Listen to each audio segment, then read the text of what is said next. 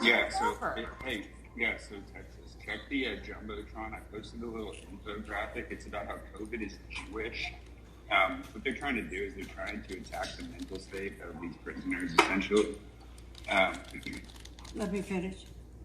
I'm sorry, and I'm just going to tell you guys, everybody's being railroaded. I've worked for criminal attorneys, and everybody's being railroaded. But go ahead. Yeah, so he does that, and he ends up being there for 90 days. 90 days. Wow.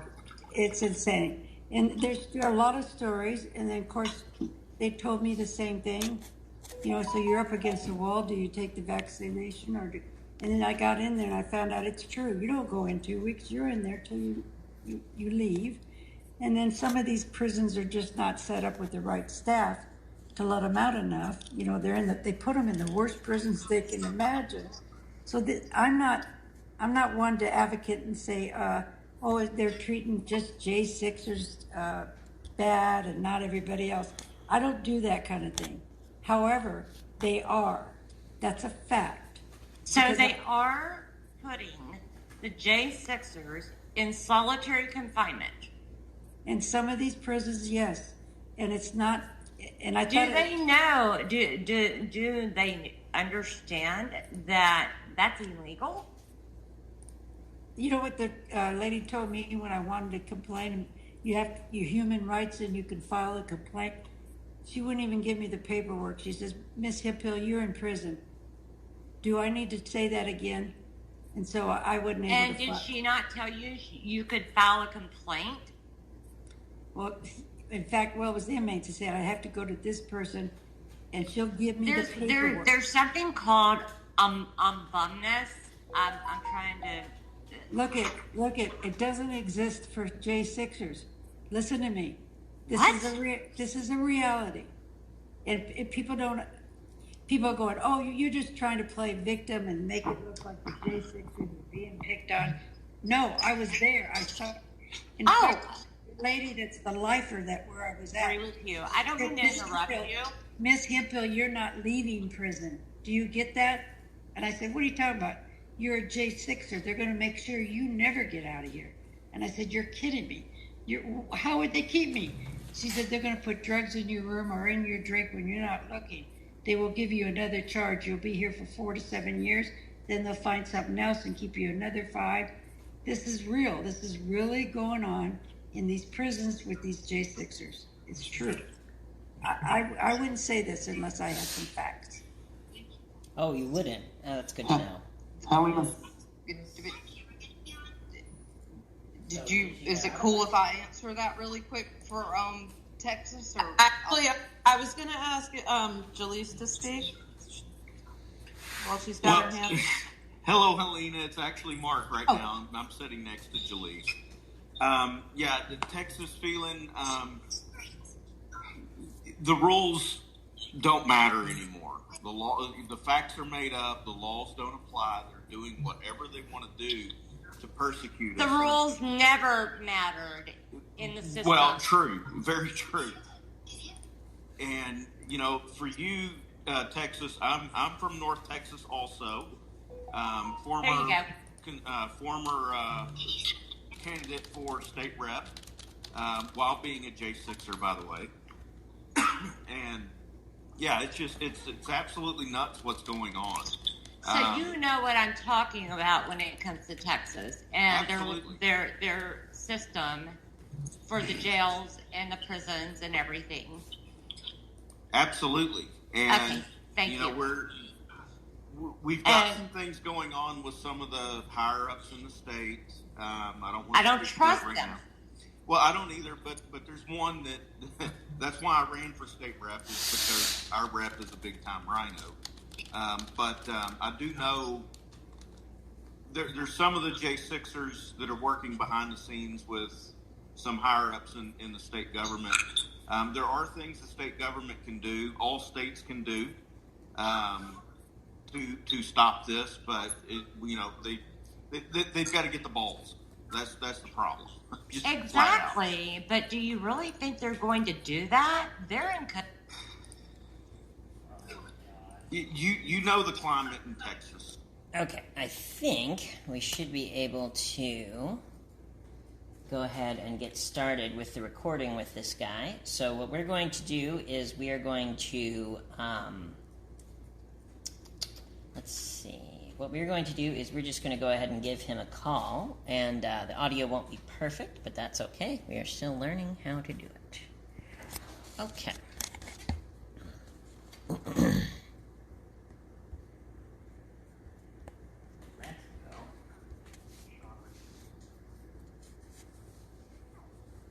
Someone from Mexico is calling you? New Mexico. From New Mexico? Hello, this is American House of Cheese. Are you a friend or foe? Oh, this is the interview guy, my dear. Oh, okay. Sorry, I get a lot of weird calls all the time. Can't be too careful. All right. Here, let me put you on speaker so we can hear you, and make sure that you are coming through loud and clear, my friend. Roger that. All right. Sounds good. So, what I will do is I'll just intro the show. I've got the let's see. I've got the Twitter page up here where we've got the Twitter space showing what's happening there. But of course, I've got that muted for the moment. And then what we wanted to do with you is to just ask you questions about your experience. Keep in mind that a lot of the people that are going to listen to the show are not going to have nearly as much knowledge as you about what happened. So we're going to need to make sure to speak to a general audience that doesn't know what happened. Yeah. So, imagine you're speaking to, the, just general news public and not, people that are spending multiple hours a day in calls talking about this. Yeah. Roger that. Okay, sounds good. So my understanding, based on what you said, is that the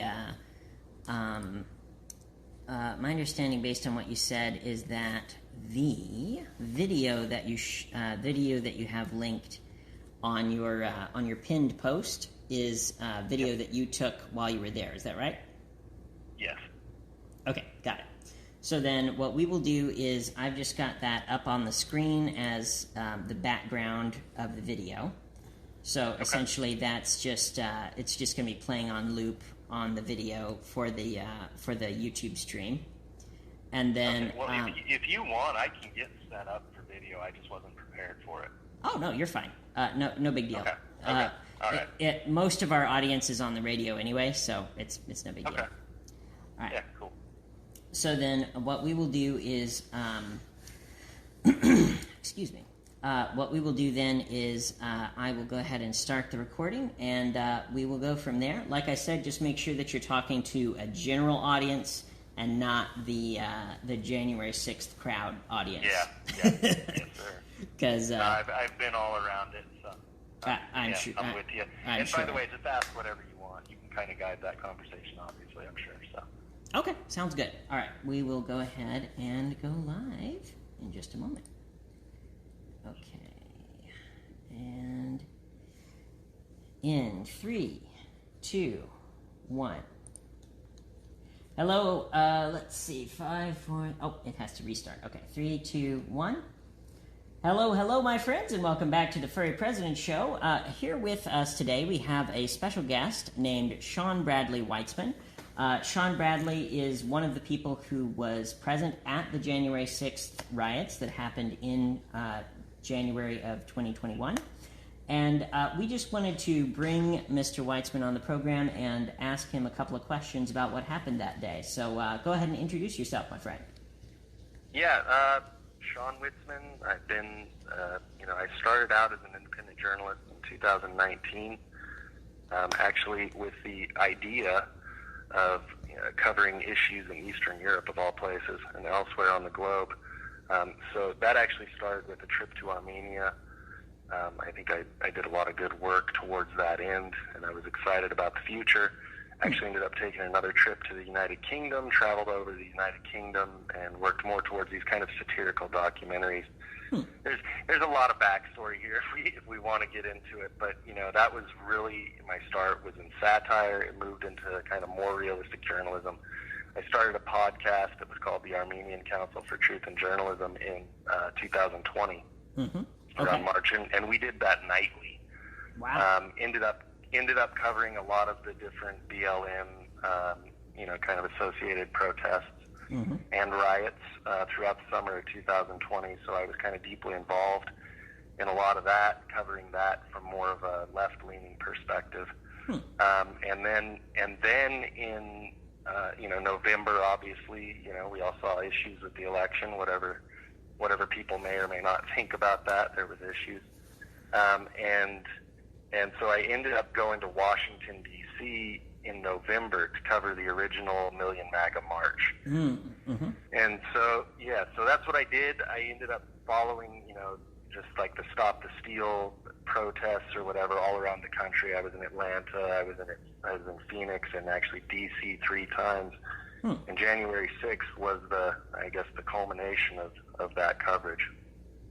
Got it. Okay, so you were on the ground covering it for your media outlet, website, YouTube channel. What you got? Yep. I had a variety of different outlets that were all housed under my media company. So there were all sorts of things that were under that. And like I say, the nightly podcast was Armenian Council for Truth in Journalism, but that's since been deleted by YouTube because in the aftermath of the Department of Justice charging me for being there, they deleted all of that record. Got it. Okay. Do you have some type of archive of that, or is it just completely gone? Well, I've got it archived in a few different places. Obviously Odyssey has a lot of different material archived there because there was like a straight upload from YouTube to Odyssey at that time. That was one of the ways we tried to deal with different censorship issues that were going on. Because the censorship just was rampant, and that was all throughout the summer. It didn't matter if we were covering BLM protests or MAGA protests. There was just rampant censorship going on. And now we know, based off of filings that have come out in Missouri and everything else, that there was a lot of, I guess we could say, collusion at the very least between different government agencies and, Facebook, Meta, Twitter, and all of that. So I think as this entire investigation of what went on continues to move forward, we're going to be able to dig into that and find out a lot more of just how involved the government was in censorship on these various social media platforms. Okay, interesting. So before we get into what happened that day, tell me about what drew you into journalism. Like, I have my own story of just, I love investigating things that are, complex, interesting issues, and trying to bring justice to those difficult situations. And so, what has that journey been like for you? I think that's why people get into it. If I kind of wind back the clock a long way, I can actually go back to when I was a child, and I always had an interest in journalism. And then when I started going to college, I really didn't know what I wanted to do. I was studying sociology, anthropology, philosophy, just kind of, floating around. Couldn't ever really pick a subject, so to speak. And then life necessitated that I not follow that anymore. I actually got my then girlfriend pregnant at the time, had kids. And so it was like, well, I guess I'm done with school for now. I'm just going to go work. So that's what I did. Right. And for many, many years, I operated a plumbing business. I worked as a manager, became very successful at that as a mechanical contractor. And so, through the years, and my kids are getting older, and I'm kind of looking around the world. And there was actually a situation in my local community where the water company there really was doing some shady things, and it had turned into a crisis, and so my neighborhood didn't have any water. Oh wow! That was potable, And, it was kind of like this thing where I just got thrown into it. Obviously, I was very experienced, a master plumber in 3 different states by that point. And I'm looking at the situation. I said, nothing about this is right. And so I actually ended up calling up a friend of mine, and I said, hey, let's go to the water treatment plant and see what's going on down there.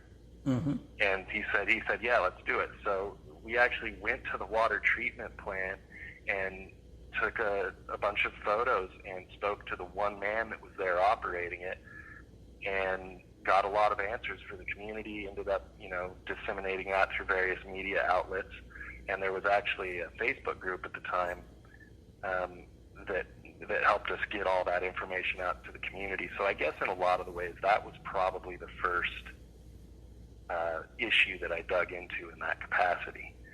And then that led to more opportunities, to the point where I actually started a satirical news site called the Farmington Tribune in 2018.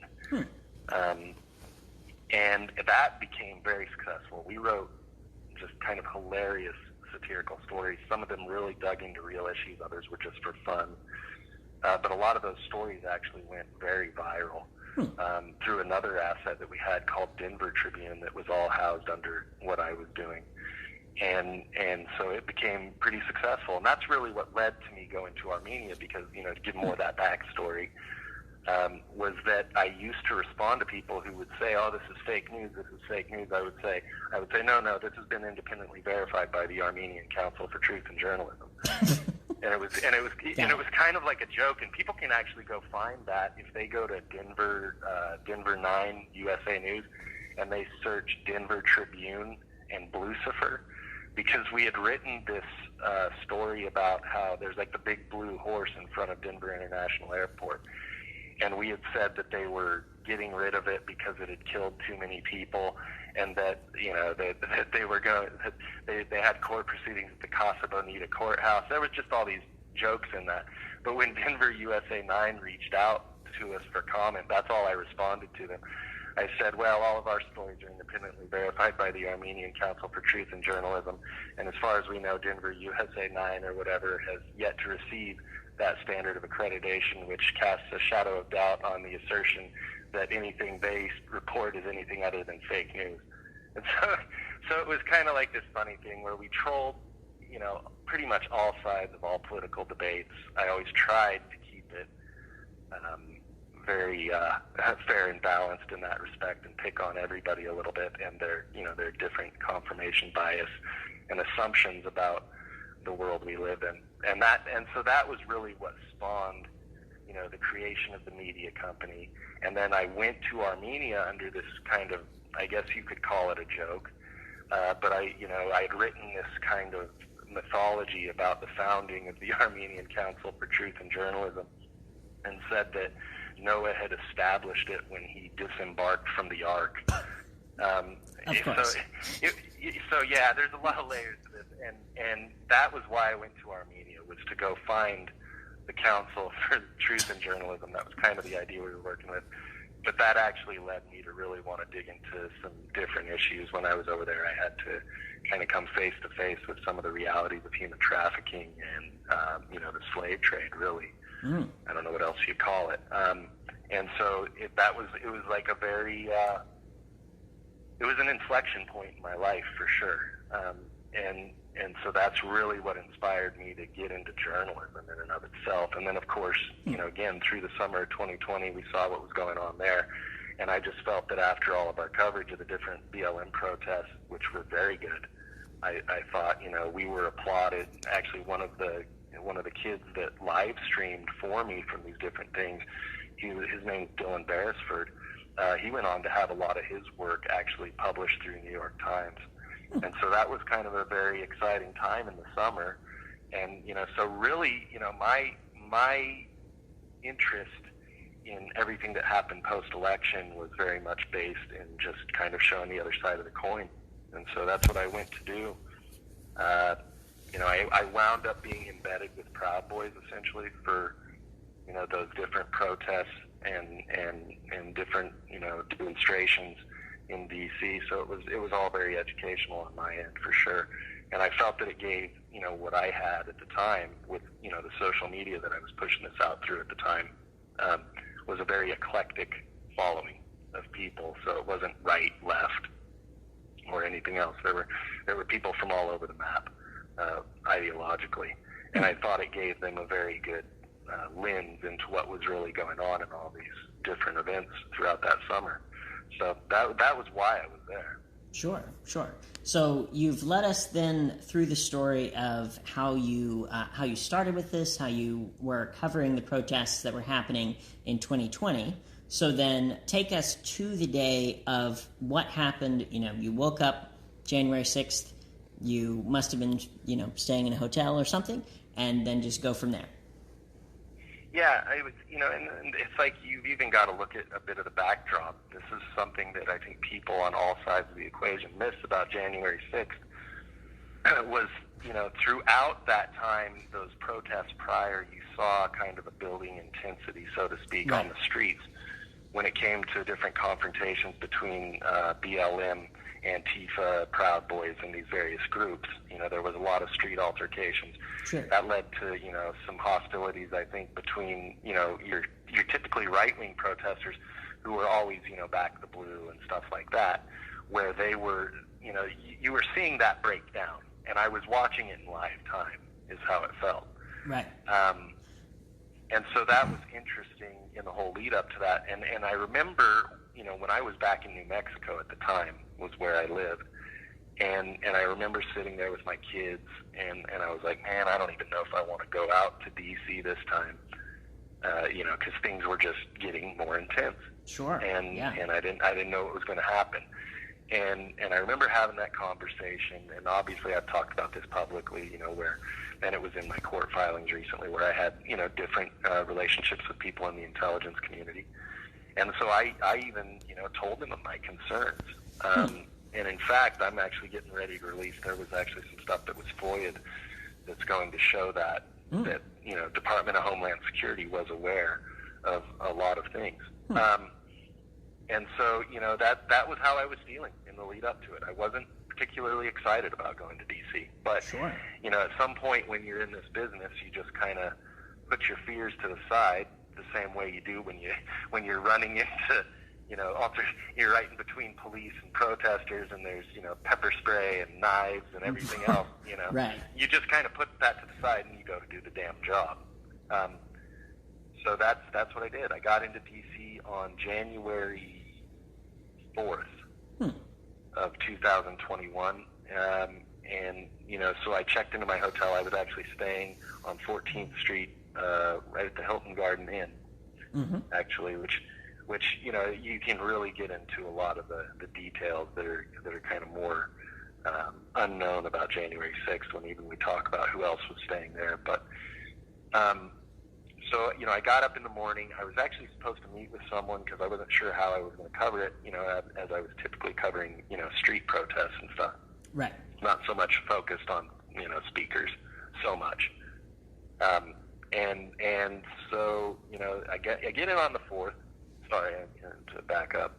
And then on the 5th, I actually was out all day, and I actually did cover speakers that day, which was interesting because I was trying to stream on TikTok and generate some revenue that way, but they banned me.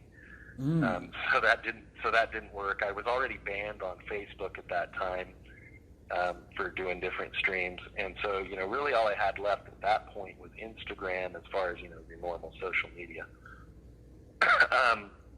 And actually, I got reached out to at that time by a guy from Opslins Media. He said, "Well, we've got an app that won't censor you, so you could stream there if you pull some traffic over there." And I thought, great. So that was going on. And then in the evening, I actually walked over after all the speakers were done over to BLM Plaza. And, I don't know how many people in your audience, but there's a very famous video of a guy, an individual named Ray Epps, who was, telling everyone, oh, we need to go into the Capitol tomorrow. We need to go into the Capitol. And then you had this other somewhat well-known individual that people can look up named Baked Alaska, and he was saying, no, and everybody started shouting at Ray Epps and calling him a Fed. So that was kind of an interesting thing that happened there. And something, in full, honesty and disclosure and all this, I mean, I had my own political leanings and beliefs about what was going on. I think it's impossible to cover things without starting to formulate your own opinions. And I was never shy about my opinions either. I felt that was part of, being more honest and truthful with people, was to give them live stream and then say, well, yeah, this is what I think, and then they can either take it or leave it. But it was interesting where I actually took a picture in front of BLM Plaza because Enrique Tarrio, the chairman of Proud Boys, he had been arrested on the 4th in association with another event that happened on December 12th that I was present for, where a Black Lives Matter banner was burned in the street, and he ended up taking responsibility for it. Oh, I heard about that. Yeah, you were actually there when that happened? What's that? I heard about that event. Yeah, I was there when that happened. Interesting. Yeah, I was right near Hotel Harrington. And actually, there's a whole archive. I would have to go dig it up, but I did a master thread of different tweets that was like a collection of all of this live stream from all that time. So it's like I say, most of it's preserved besides what, I didn't have downloaded whenever the feds finally decided to nuke my accounts. Right. So yeah, that was kind of the backdrop. That's what it was. And so there was a guy there, and he was selling T-shirts, Proud Boy Bobby Pickles, and those T-shirts said Enrique Tarrio did nothing wrong. And I said, yeah, I can get behind that because I've watched this the whole time.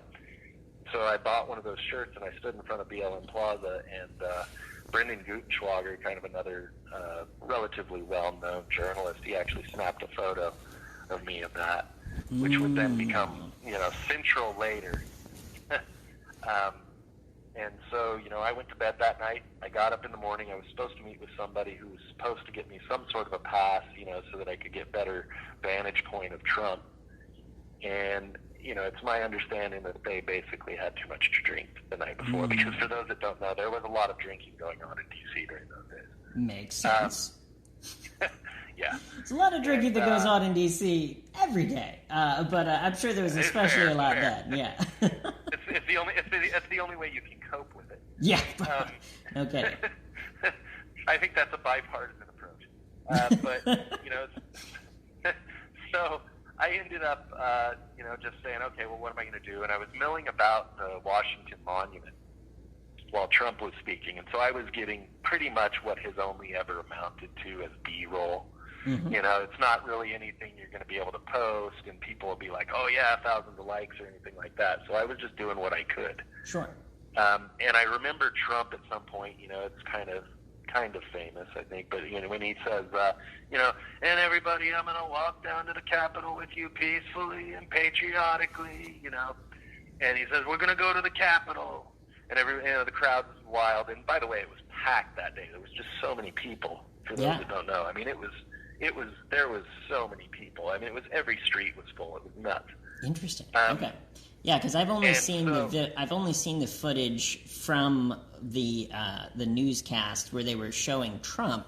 They weren't really showing the crowds very much. No, No, and that's They weren't. It's funny. Yeah, and the whole scope of things is that they've really tried to downplay how many people were there. And I've heard estimates all over the map. And I'll admit that my ability to estimate crowd size is not always the best. But I know they thought that there was close to 500,000 people there for the first rally, and this was much bigger than that. Wow. So, this was definitely the most people I've ever seen in one place at all. It was nuts. And I've been to, I've been in situations where there were at least 250,000 people, 500,000 people. This was much bigger. Interesting. Okay.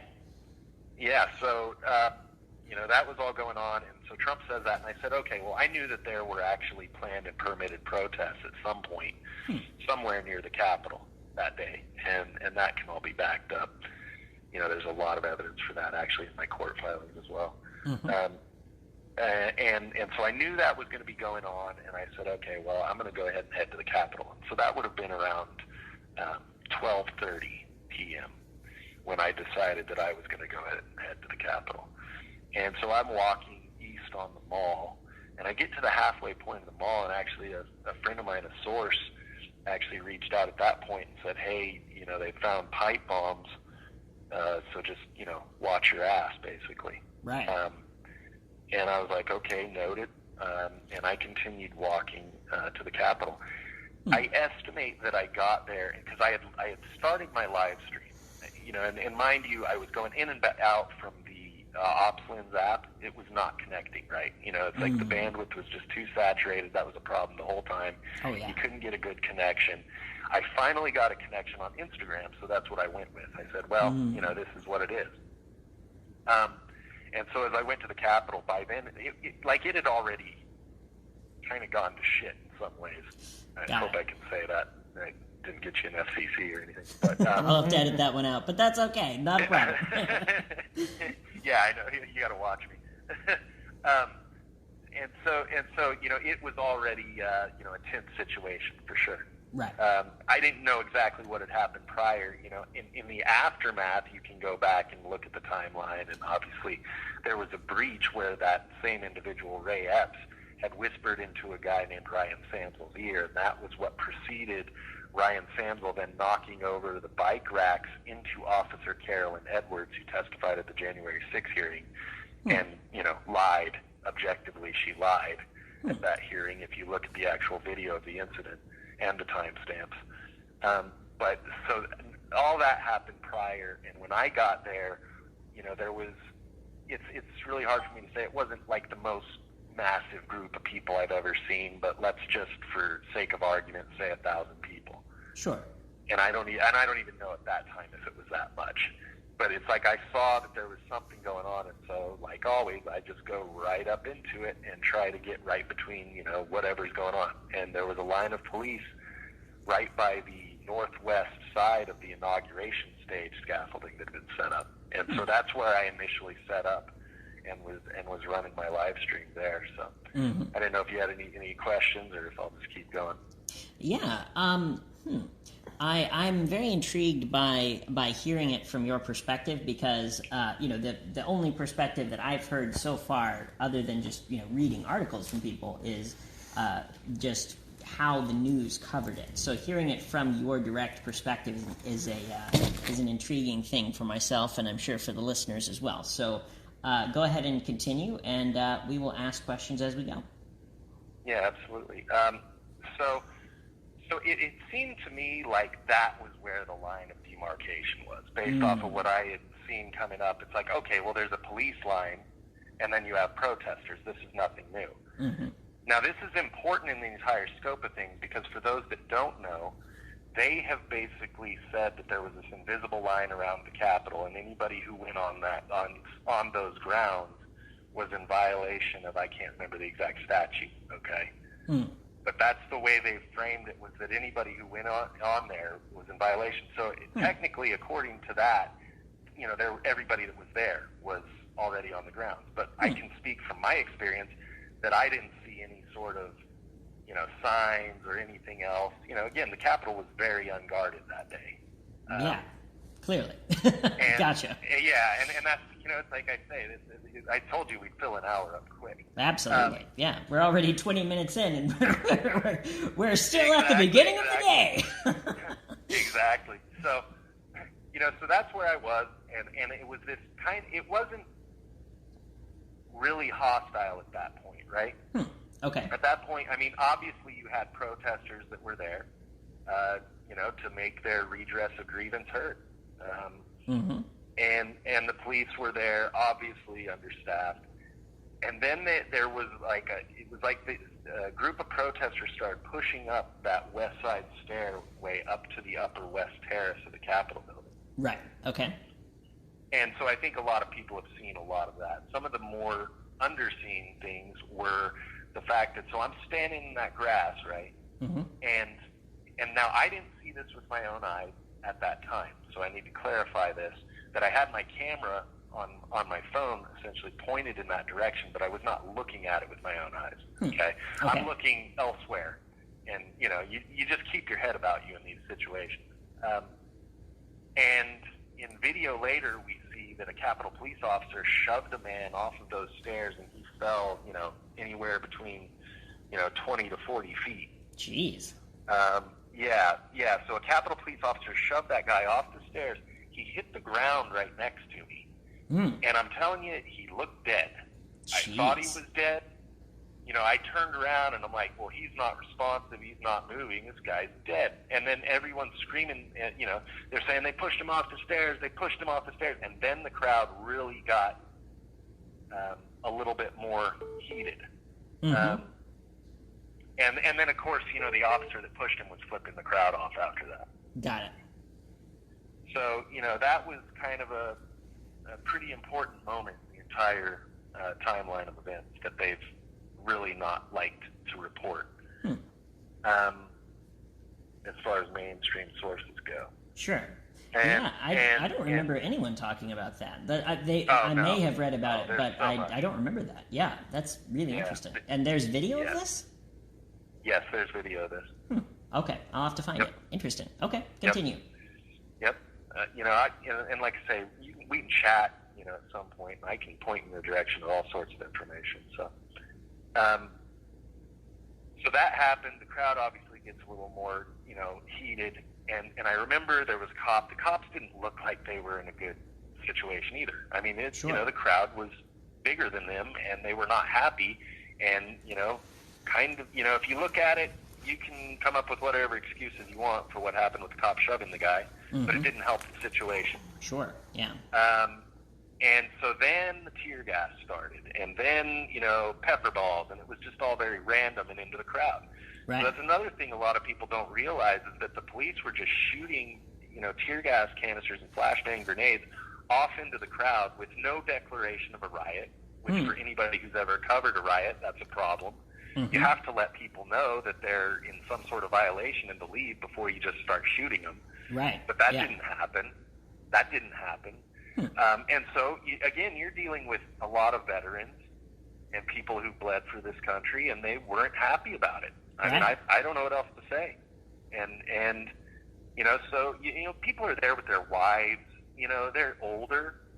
I don't know how they expected people to react, and it's my opinion. After 2 years digging in, that was the reaction they wanted. And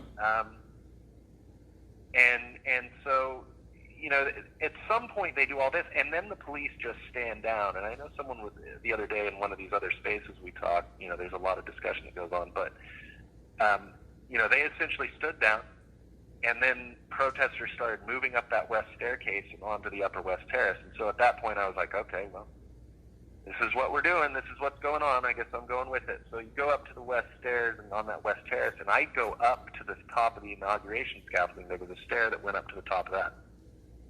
And so I wanted to try to get a shot of the crowd looking back towards the Washington Monument. And when I got to the top of the stairs, there was a female police officer up there. And I've always said, she reminds me of Sergeant Callahan or Lieutenant Callahan from Police Academy. She had aviator sunglasses on, blonde, and she wasn't taking anybody's crap. And she ordered me. She said, "You get down right now." I said, "Yes, ma'am." And so that's what I did. Got down off the scaffolding, went back down the stairs, and back onto that upper west terrace. And so at that time, it was like everybody had been funneled towards the Senate entry. Okay, there was like a Senate door on that west side, and so that was where the initial breach of the building occurred. Okay. And so this is kind of an interesting thing that's been dug up, but there was a gentleman there, or whatever we want to call him, but there's an unidentified individual there with a mask and a red hat who takes a 2x4 and he breaks that window out right near the Senate entrance. Right. And then Dominic Pizzola, who's they're actually on trial right now, and they were going through his stuff today in D.C. But he actually took a police riot shield at that point. He clears out that window. So this occurred at approximately 2:13 p.m. And I was not watching that or present while that was going on. I was a little bit further back by another door that goes into the Senate wing of the building. Okay. And so there's that initial breach, and again, I'm not seeing this with my eyes, but looking at video later, people started to enter in through that window, and there was actually these two gentlemen that I've now been able to track back to another window right there at that entry, and they entered like maybe at 2:14, okay? and they make a beeline directly through the building. They had to know where they were going. Right. Because then they came to the door that I was standing near, and they opened it from the inside. And so I don't see any of this. All I see is doors open from the inside. Mm-hmm. Okay? Right. You know, a lot of this is analysis that I've done after the fact. Mm-hmm. But they open the doors from the inside. The doors open, and so people start going in there. And so that was where I made my initial entry into the Capitol. Mm-hmm. And so I went into that door. There was a female police officer who kind of came down a set of stairs there. It's right near the Senate Parliamentarian's office. And she said, oh, okay, well, you know, you guys, you can't be in this area of the building. I need you to go. And I said, oh, you know, I'm a journalist. And she said, no, I understand. She said, I understand. I said, oh, okay. And then another cop kind of came up, and he guided me out. And I remember just kind of jokingly saying to him, I said, well, thanks for not kicking my ass. And then I went back out that door. But then by then, you had a lot of people that were then flowing into the building where the initial breach had occurred. Mm-hmm. And so I went ahead and followed along with them and right into there. And that led, as I headed south from the building, to the crypt area that sits directly below the Capitol Dome and the Rotunda. Mm-hmm. And so that's a room with a bunch of pillars and other things. And the police had essentially set up some form of a line in there. And so I remember standing, you know, right in between, as always. And, you know, there was a lot of chanting and USA stuff and all that going on. Mm-hmm. There was an individual there, Zachary Allen, and he was being incredibly agitated. So he was cursing at police and really just, you know, being extra, I guess we could say. Sure. And so, you know, I actually told him to shut up because I was standing right next to him at that time. And then the crowd pushed from behind at that point. And so there was actually a police officer in front of me at that time that kind of got knocked over as the crowd moved through. And I vaguely remember picking him up by his shirt and trying to get him to his feet. And then it just stood down again, and then everything was weird. So again, you know, I would always stress with this, I'm not one of those who says that everything was peaceful or that everything was violent. It's just bizarre. Mm-hmm. So this is more of that, where, okay, so you've got this situation, and then all of a sudden it's chill again, and the police are just like kind of cool with everybody being there. Mm-hmm. Right. That is strange. So it's like, okay. Ended up going down another hallway, and this is why this is kind of another interesting point. I'm going to try to describe this as best of my ability. So as you head south, then there was another hallway that then headed back to the west, you know, towards Washington Monument in that direction. And as I went down that hallway, there was another group of people there. Actually, Luke Mogelson of New Yorker magazine, he was right there as well, and another individual. Captain Gabriel Garcia, who's also wrapped up in all this and charged and facing decades in prison. And so there was this situation. Now, the Department of Justice, they described it, and they said that the police there were blocking the hallway and preventing protesters from moving any further. My video that did survive from my live stream, somebody screen recorded this portion of it, actually proved that to just be objectively false. Interesting. Because at that time I said, and again, this is something I admitted to. You know, I did plead guilty, and I always debated whether or not this crossed the line. I still debate whether or not it crossed the line as a journalist. But I did say to the policeman there, I said, "Brother, stand with us." Now, you know, it's like I've thought about that statement for a long time. You know, as far as, you know, what it meant in the entire sphere of everything, and I've written extensively about that. You know, you know, in retrospect, I wish I would have kept my mouth shut at that moment, for sure. But it is what it is. And you know, the police, again, were not issuing any commands at that time, and this can be seen in the video. They weren't giving any orders, they weren't giving any direction, and they did not prevent anyone from moving further down that hallway, because they ended up actually just leading people down that hallway.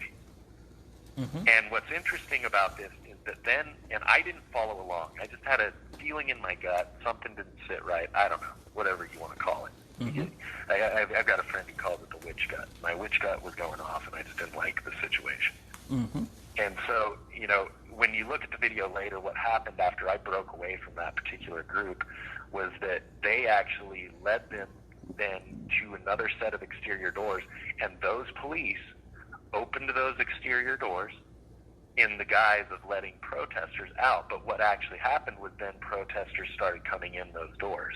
Mm-hmm.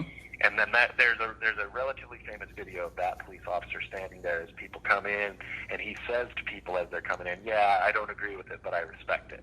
And they're just letting people in. Right. And then other people that were in that same group of protesters ended up, going into the Senate wing.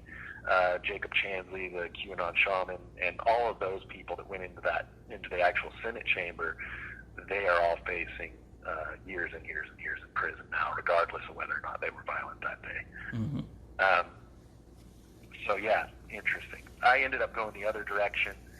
I remember I was actually flirting with a Capitol Police officer named Miles, because she was kind of cute, and I am how I am.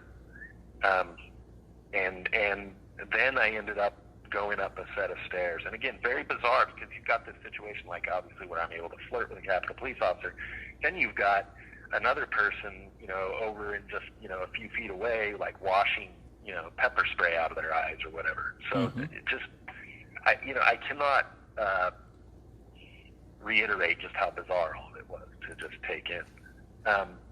I went up the stairs into the rotunda area from that area, the main rotunda, and people were just kind of hanging around. There was nothing crazy going on at all. And so I just kind of began walking around, and I went into the statuary hall, kind of observed all that was going on, and then there's a hallway that connects the statuary with the house side of the building, and then that hallway then would lead to the speaker's chambers. Mm-hmm. And so I kind of camped out in that hallway for a minute. I was drinking a bottle of water. And so there was some back and forth going on of people saying, "Oh, well, we're here to peacefully assemble and we want our voices heard." And the police are saying, "Okay, well, we're going to see what we can do to make that happen." And they ended up essentially just letting people move through that hallway. Now, again, I'm just hanging out, camping out, just taking a minute, and then of course, I heard a gunshot around that time. And that would have been the gunshot where Michael Byrd, shot Ashley Babbitt. Right. And interestingly enough, going back to that same guy that was instigating down in the crypt area, Zachary Allen, he's the one who actually broke the window and was yelling at police at the doors to the speaker's chamber, where Ashley Babbitt then, tried to move through that door and was shot and killed. So yeah, there was a gunshot, and then I saw, what I believe to have been Department of Homeland Security, like federal law enforcement, then come moving through, heavily armed. And then there was some more police that came back from the other way, and they said, "Okay, everybody back into the rotunda." And I said, "Okay." Again, that's something I've learned even in the streets. When the cops tell you what to do, you just do it. You're a journalist and you're there to cover, but, it is what it is. Lawful orders and what have you. Sure. So they said, "Everybody back into the rotunda." All right, back into the rotunda. So I moved in that direction, got back into the rotunda, and by the time I got into the rotunda, and I can't remember the individual's name, but he had sparked up a bunch of joints, and so there was a lot of pot being smoked and passed around in the rotunda. It was bizarre. And I remember the first time that's ever happened. That's pretty funny. Well, yeah, no, it was again, it was weird, and in me, for those that don't know, it's like, I'm the child of the hippie, so my dad was in D.C. for the anti-war protests in 1973, and I'm sitting here thinking, okay, well, I guess this is what they talk about when they say, like, a sit-in. So I thought it was going to be some sort of a peaceful sit-in. And by this time, I had actually lost my connection on my live stream. And the sad part about everything that I've just told you is that, with the exception of the screen-recorded section and, of course, surveillance footage from inside the building, it's like I lost all of my footage from that part, and that's never sat well with me. but yeah, so I decided to have a seat in the rotunda. I'm just taking all of it in, for whatever it's worth. And I'm trying to text my mom and let her know I'm okay, because I'm sure it's all being reported on the news. I have no idea what's going on outside the building or anything. Right. And it all seemed pretty chill. And then from looking at body cam footage, but I started recording, not live, but I started recording. And because the police just came in and started, going crazy a little bit. Okay. Yeah. What did you see there? Yeah. So, it turned into a horrible situation where everyone was being crushed. Right. As the police were trying to shove everybody out, and there were people trying to shove in through the Columbus doors there. It was a bad situation. I wasn't sure I was going to make it out of that one. It was just a lot of pressure on all sides. And, you've got police doing what they're doing. There was a woman right in front of me, and this video is all available to see. Sure. There was a woman in front of me, and she passed out, and I remember putting my hand out to the police officer in front of me, and I was like holding his chest and just trying to keep anybody from stepping on her. You know what I mean? Mm-hmm. Right. And so, I'm screaming, make some room, and some other colorful language about how to make some room. And the police, there was one right there, and he was trying to work with me. He understood how, dangerous it was. And they ended up kind of dragging her behind the line. And then, of course, it just went back to it. And again, some of the cops there that day were very good, and other cops were very bad. Just like the people. You get bad and good on all sides of these things. It doesn't matter whose politics are involved. Right. And so there was one officer there, and Huff is his name, and he kept jamming me in the ribs. And at some point in my video, you hear me, can you please not do that? Because there was no reason for it, in my opinion. It's like, so they're just trying to shove everybody out. And then all of a sudden the pressure lands. I don't really know what happened. And then they say, okay, everybody here is under arrest. Wow. I'm sitting here going, okay, well, I'll grab my media. Yeah, I'll grab my media paperwork, and we'll just deal with this. I guess maybe I'm going to go spend the night in D.C. jail to cool off or something until they figure it out. And then they say, oh, we're going to give you clear directions. And then they didn't give clear directions. And then they're like, okay, everybody out. So then I start kind of going in the direction. Then another cop shoves me, and he says, no, you're staying right here, buddy. And I'm going, okay, well, what do you want me to do? And then finally they just go, okay, everybody out. Right. And so, they kind of directed us all out. I left the building. I went out through what they call the memorial doors, and went on the west, it would have been the east side of the building where I exited. And I kind of stood around, took that in. I talked with some other media that were kind of positioned out there. Went over to the Supreme Court. I spoke with a couple of police officers over there, tried to get an idea of what they thought was going on. Of course, they wouldn't say anything, which is fine. And then I walked back towards the west side of the building where by then, the crowd had gotten considerably larger, and there was an American flag, kind of draped from the top of the inauguration scaffolding, and it was crazy because it was like there was this party atmosphere going on there. But after everything I'd experienced, it was a little weird. And then I was getting phone calls from another guy that I did some contributions to, Rocky Stucci, and he said, hey, can you come on the show tonight? I said, yeah, I can do that. And so I went ahead and walked back to the hotel, and I did my media appearances. And then by the time I was even thinking about going back to the Capitol to maybe cover more, police had pretty much decided that they were going to go ahead and start locking everyone in their hotel rooms, so you couldn't even go outside and have a cigarette or anything else. And that was how I went to bed that evening. Wow. Interesting. Well, and like I said, I appreciate you coming on the show and telling us your perspective, because something that's important to me is just for people to be able to tell their story and for people to be able to make up their own mind.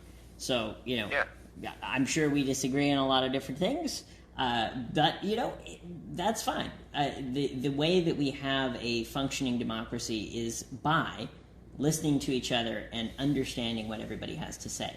So we've got about 15 minutes left in the program, and so I've got a couple of questions for you. And again, like I said, my goal is to listen to what you have to say. I'm not, the goal is not to be like, oh, how dare you? The goal is to say, the goal is to find the truth, and I think that it's clear from what you've said that that's your goal as well. So the thing that is really concerning to me is there's a lot of different perspectives on this. That some people say, oh, it was all a hoax, or it was all Antifa, or it was all this, or it was all that. Basically, what do you think happened? Do you think that it was orchestrated? Do you think that it was just a mob going out of control? Do you think that Mr. Trump encouraged people to do it? What is your perspective on that? If we're being really honest, we could probably say a little bit of all of the above. I think that it was kind of a perfect storm.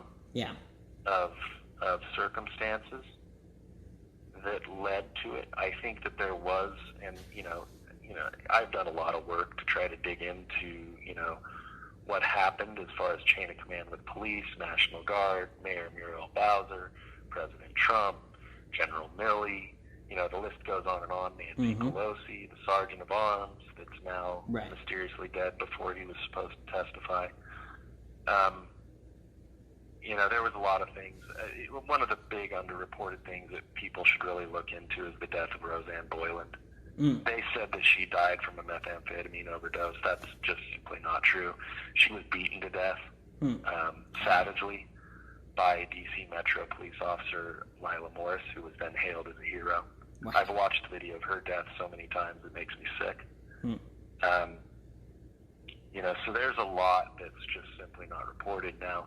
As far as whether or not there was orchestration, I think that there's a lot of evidence to that fact that, like I said, there's just weird things that are hard to believe that it just happened by chance, like those individuals who went into that Senate entry and then, less than 2 minutes later had found their way through the building to open up a door from the inside. Most of the entry into the building came through doors that were open from the inside. Now, whether or not, so I know that on the Columbus doors, George Tinney, who I can't remember, I believe he's already been sentenced, but he opened those doors, and, so that's something where you can say, well, that was a Trump supporter. The other ones I have questions about. Obviously, there was the other set of doors that were opened by police. And then you have the set of doors that were opened by the unidentified individuals who opened the doors and just left. Now, I have a lot of friends that have worked different influence operations and different things throughout the world. And there's a lot about January 6th that resembles some of those things. So I think that there was a certain amount orchestrated, but I think people have to have a good understanding of just how easy it is to manipulate a crowd because of, different hive mind realities that occur when you get people in large groups. There does become a mob mentality to it, and so they become very easy to manipulate.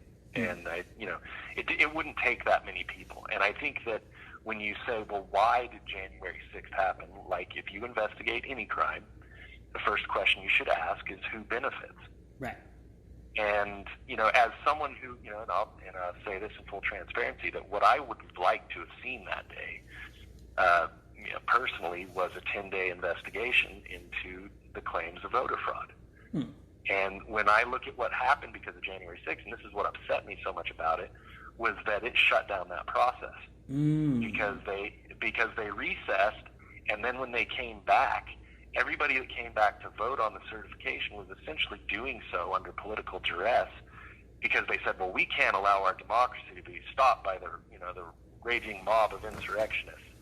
And then they pushed it through, and you never got an investigation. So when I ask that question and I say who benefits, it certainly wasn't Trump supporters that benefited that day. It certainly wasn't me on a personal level. Obviously, 2 years later, after everything I've lost due to the government's decision to prosecute me. Right.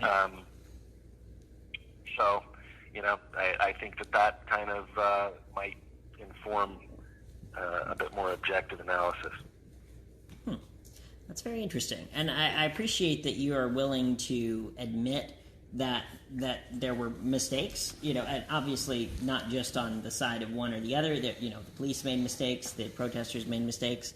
There's no question on that, and I appreciate you being humble enough to admit that, because it's something that we don't see enough in the